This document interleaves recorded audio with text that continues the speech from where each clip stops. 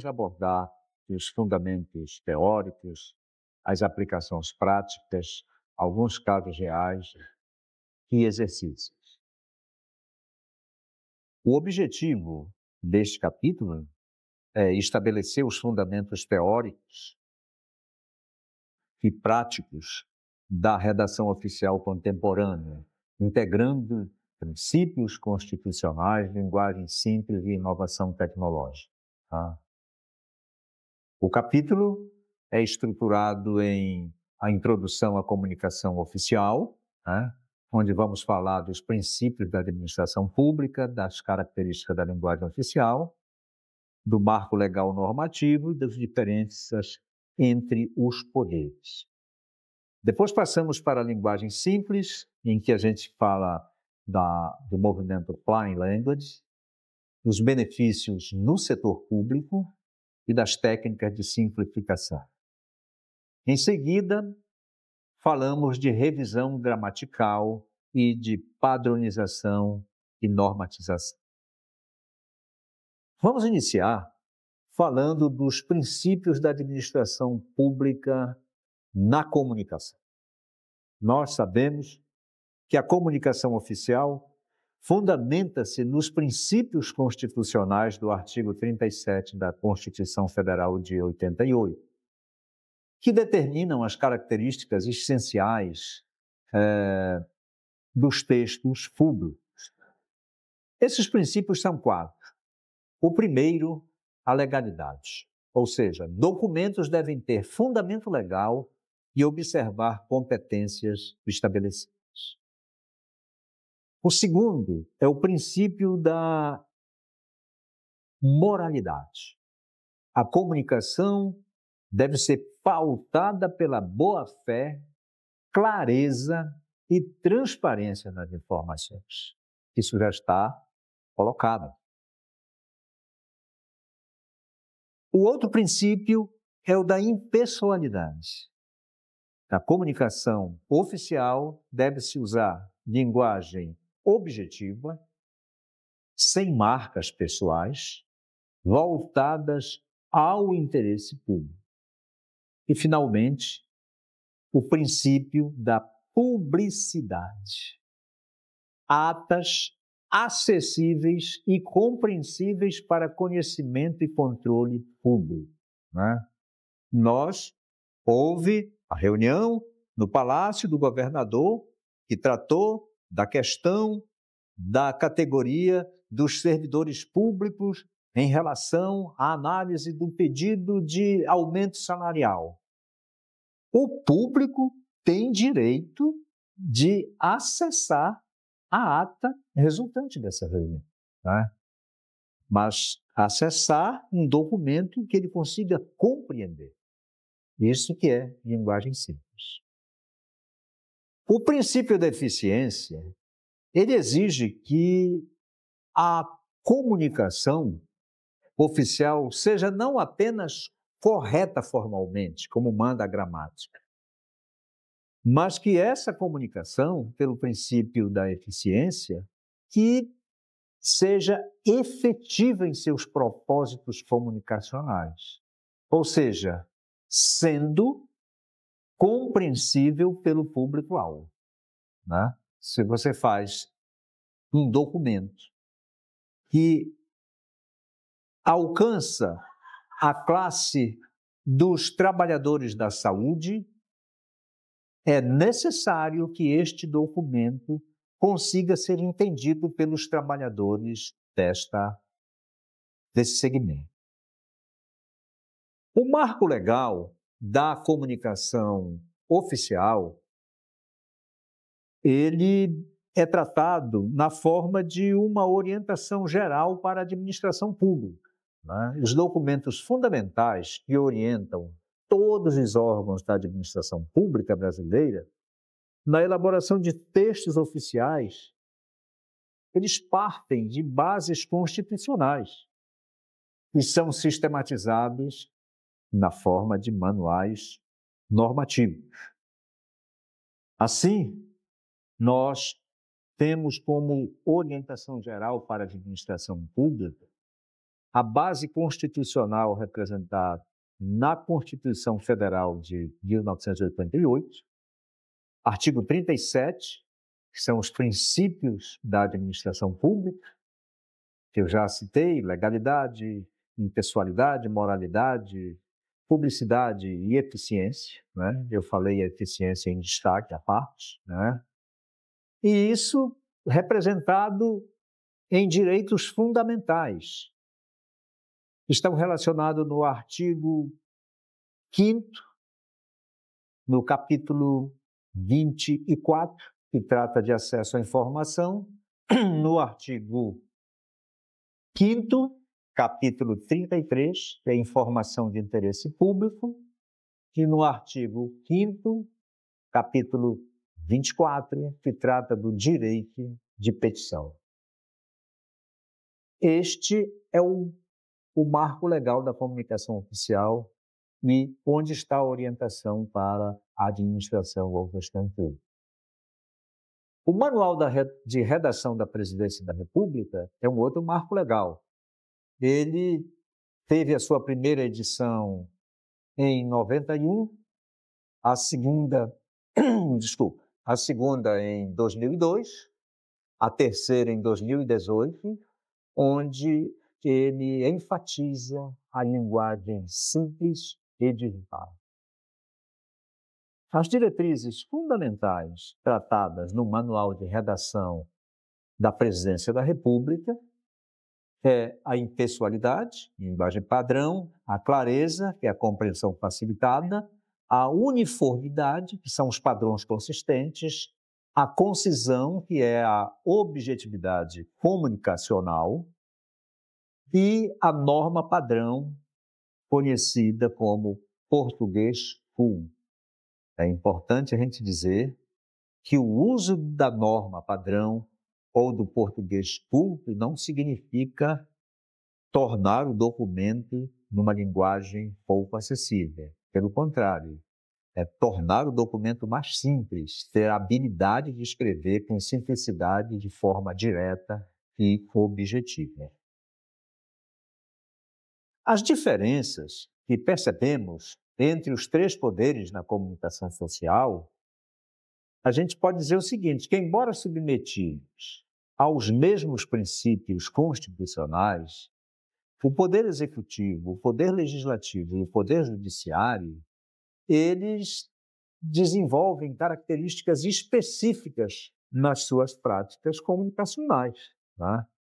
Isso é reflexo de quê? Da distinção de funções institucionais atribuídas a estes poderes. Então, o Poder Executivo, ele tem a função de administrar, o Poder Legislativo, de legislar, o Poder Judiciário, de julgar. No Poder Executivo, a característica da comunicação oficial vai ser a função, implementação de políticas públicas. Enquanto que no Poder Legislativo, a função vai ser elaboração de leis e fiscalização. Que no Poder Judiciário, a função vai ser aplicação da justiça. Enquanto no Poder Executivo, o público-alvo é cidadãos e servidores, no Poder Legislativo, o público-alvo é sociedade e pares. E no Poder Judiciário, é partes e sociedade. A característica no Poder Executivo de administrar também traduz-se no estilo, que deve ser informativo administrativo. O estilo no Poder Legislativo será político-normativo. O estilo no Poder Judiciário é técnico-argumentativo. A formalidade no Executivo é média e alta, no Legislativo é alta e no Judiciário é muito alta. Desculpa. Os documentos típicos que o Poder Executivo produz são decretos e portarias, ofícios e memorandos, relatórios de gestão, e comunicados aos cidadãos. Enquanto que no Legislativo, os documentos típicos são projetos de lei e emendas, pareceres legislativos, atas de sessões, relatórios de comissões. Já no Poder Judiciário, os documentos típicos são as sentenças e acórdão, petições processuais, intimações e citações e súmulas e precedentes. Em termos de inovação, o Poder Legislativo, linguagem simples em comunicação. O Poder Executivo, transparência digital dos processos. E o Poder Judiciário, linguagem simples, por forte recomendação do Conselho Nacional de Justiça. A inovação no Poder Executivo, digitalização é de processos. No Poder Legislativo, a inovação se traduz em participação popular online. Enquanto que a inovação no Judiciário é o processo eletrônico. No Executivo, nós temos transparência ativa de dados, no Legislativo, linguagem cidadã em comunicações e no Judiciário, comunicação cidadã em decisões. Então, essas distinções demonstram que as funções de cada poder definem o processo comunicacional em como ele deve ser formatado e, por consequência, elaborado, comunicado.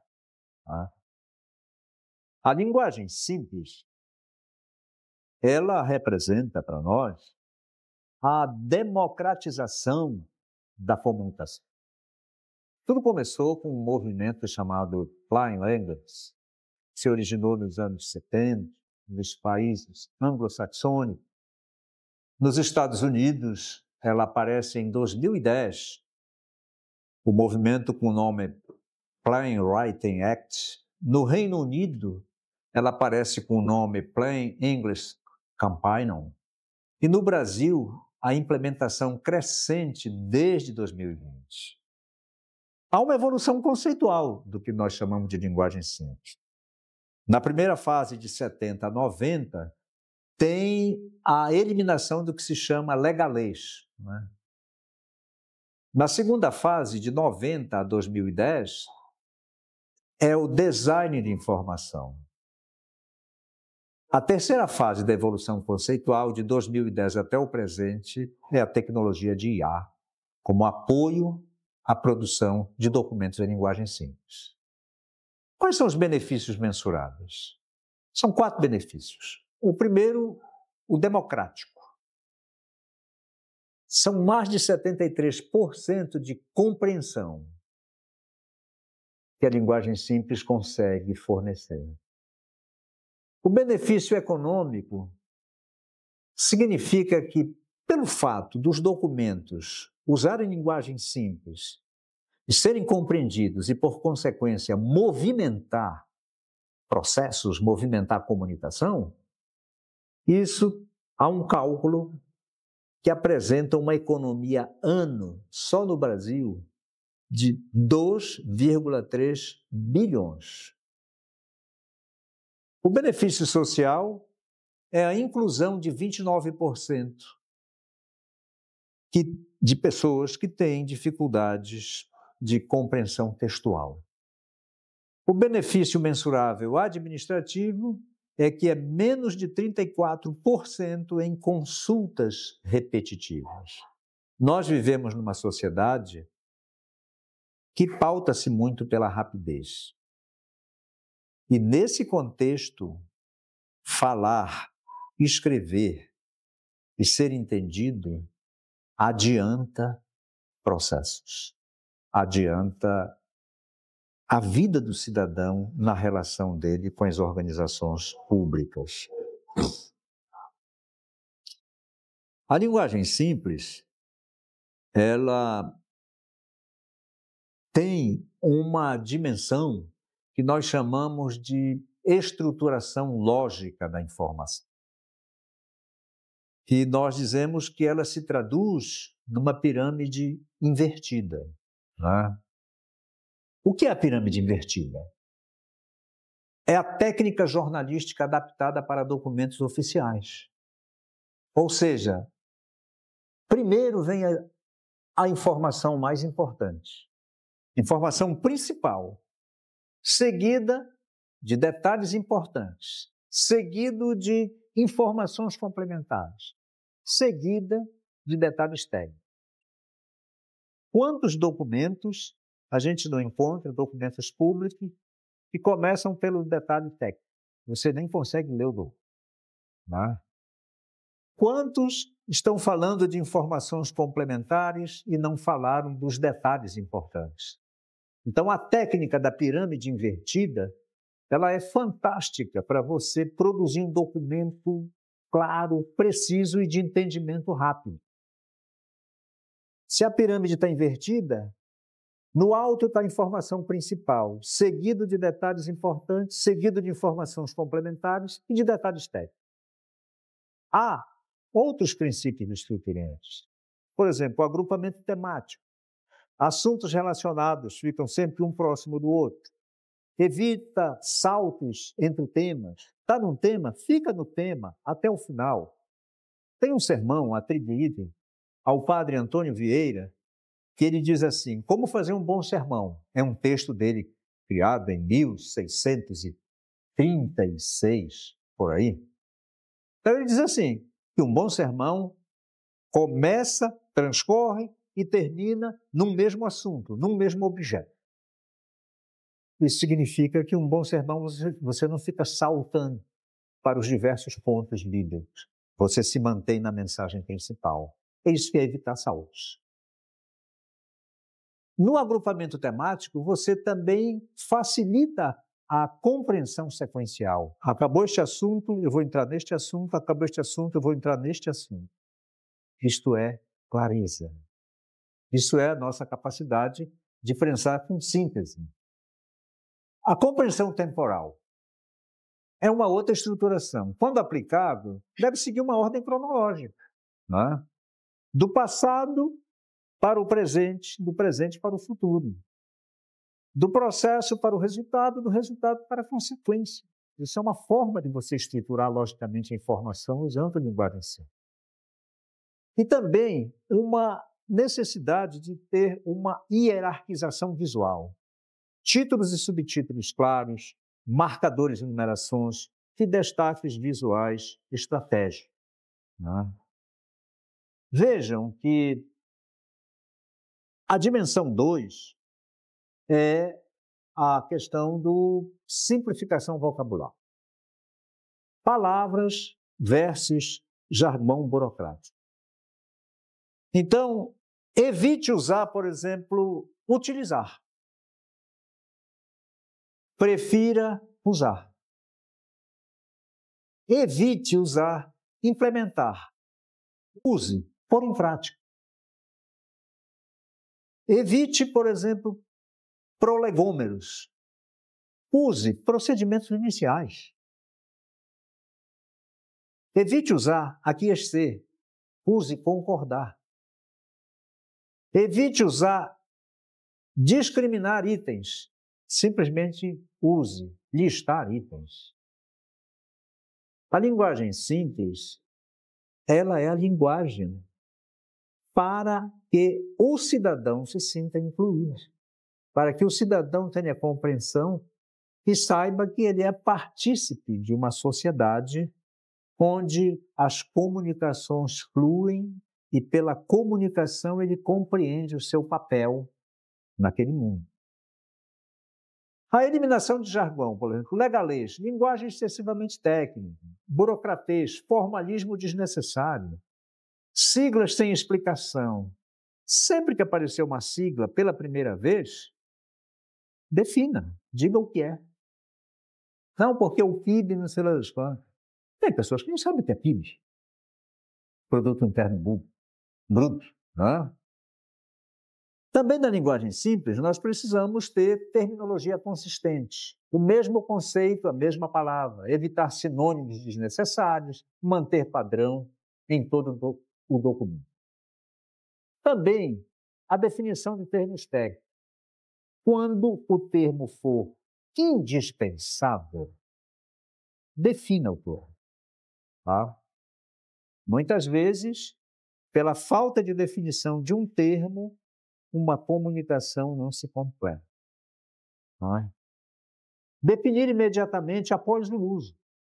Usar parênteses ou uma nota explicativa, ou até um rodapé, se for necessário. Exemplo aplicado. Problema. O requerente deve aquiescer aos prolegômenos estabelecidos.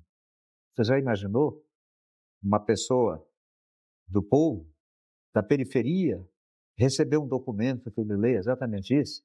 O requerente deve aquiescer aos prolegômenos estabelecidos.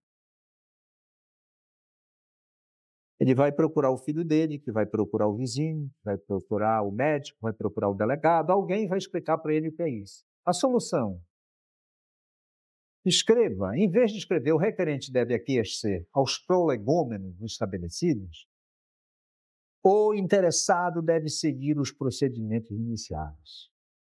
Olha a fluidez, olha a clareza, olha a objetividade. O interessado deve seguir os procedimentos iniciais.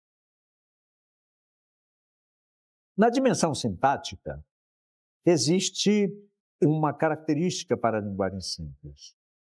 Usar a voz ativa em vez da voz passiva. A voz ativa é onde o sujeito realiza a ação. E a voz passiva, que deve ser evitada tanto quanto possível, é onde o sujeito sofre a ação. Então, na voz ativa, eu posso dizer: o órgão analisou o processo. Legal. Na voz passiva, vai ficar assim: o processo foi analisado. Na voz ativa, eu vou dizer: a comissão aprovou a proposta. Na voz passiva, a proposta foi aprovada. Na voz ativa, o servidor elaborou o relatório. Na voz passiva, o relatório foi elaborado. Então, a voz passiva, ela dá muito mais dinâmica, ela dá muito mais vida ao processo, aquilo que você está falando. Né? Utilize verbos específicos, quer dizer, substituir parífrases verbais e expressões vagas por verbos precisos. Por exemplo, evite fazer a análise num documento. Diga assim: analisar. Evite proceder verificação, diga verificar. Evite dar conhecimento, use informar. Evite levar a efeito, use realizar. Veja que a ordem direta, sujeito, verbo e complemento, ela nos dá uma segurança no que a gente está fazendo. Nós evitamos inversões desnecessárias e facilitamos o processo cognitivo.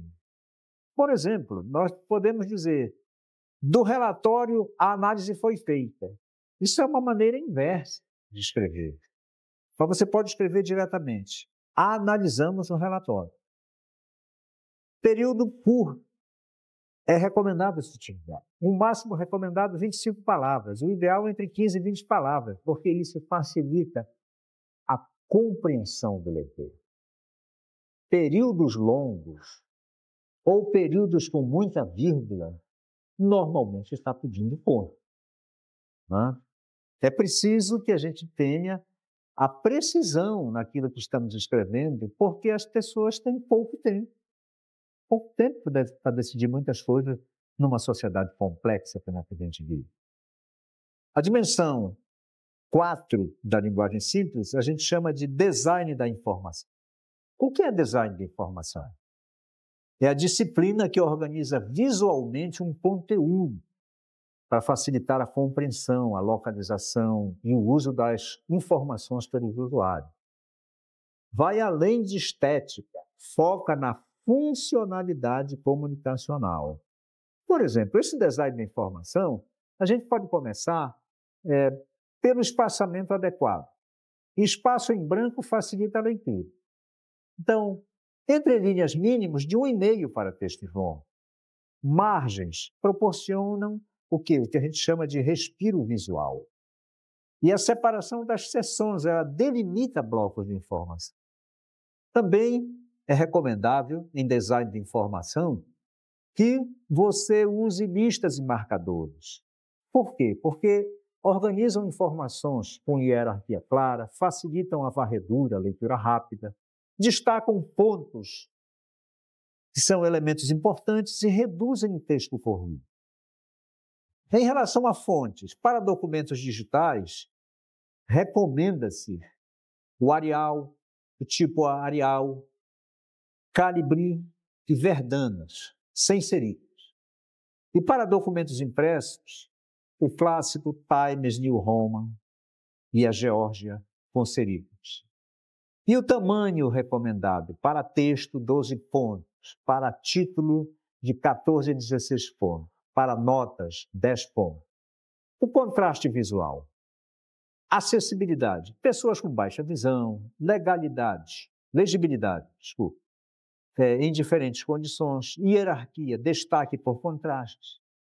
E usar o padrão WCAG como uma recomendação básica. Na internet, nós encontramos vasta literatura sobre o que é o padrão WCAG.